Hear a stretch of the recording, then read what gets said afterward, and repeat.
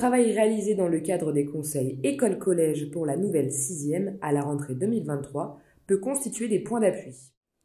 La mise en œuvre des groupes, en français et en mathématiques à la rentrée 2024, pourra s'appuyer sur le travail installé dans le cadre des liaisons école-collège et au sein du cycle 3, dont l'objet est de construire les continuités nécessaires au parcours des élèves et d'assurer la construction de pratiques efficaces et équitables au service de la réussite de tous.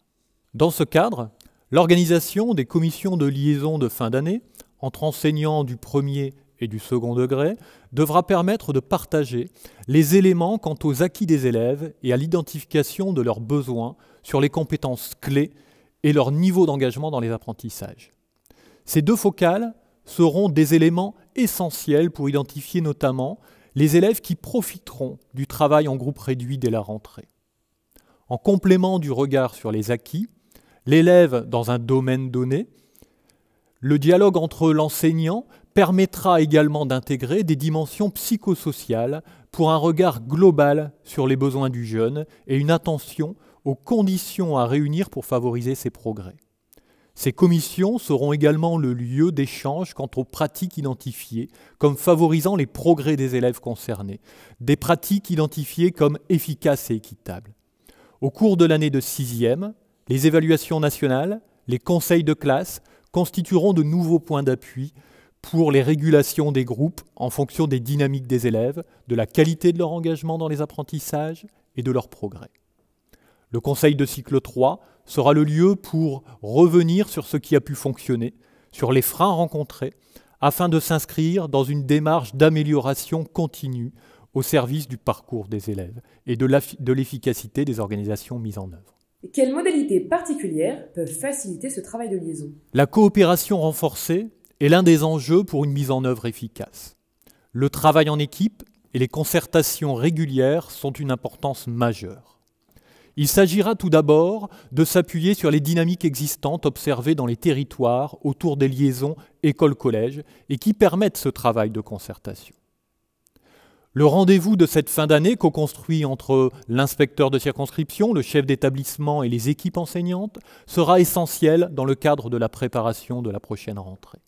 Il sera important que l'ensemble des acteurs partagent les enjeux de la constitution et du fonctionnement des groupes pour qu'ils soient flexibles et permettent les régulations en fonction des progrès. Depuis la rentrée 2023, les interventions des professeurs des écoles volontaires au collège est un levier de continuité dans le cycle et un moyen d'accompagner les élèves au plus près de leurs besoins.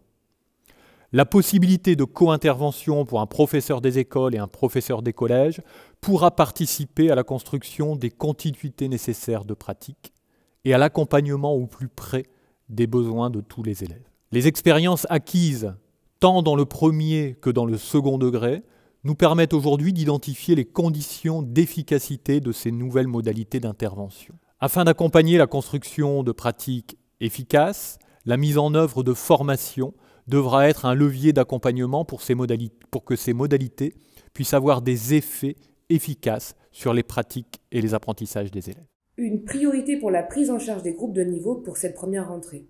Pour que les éléments partagés soient les plus pertinents possibles, il s'agira de donner à voir comment s'organiseront les groupes en français et en mathématiques au collège, notamment aux professeurs des écoles. Ce sont des éléments indispensables pour qu'ils puissent expliciter aux familles et aux élèves le travail engagé au service de leur réussite, mais aussi pour que les professeurs des écoles puissent communiquer les éléments les plus pertinents au regard des priorités d'apprentissage définies conjointement. Les groupes ne seront pas fixés pour l'ensemble de l'année scolaire, ils garderont un caractère flexible.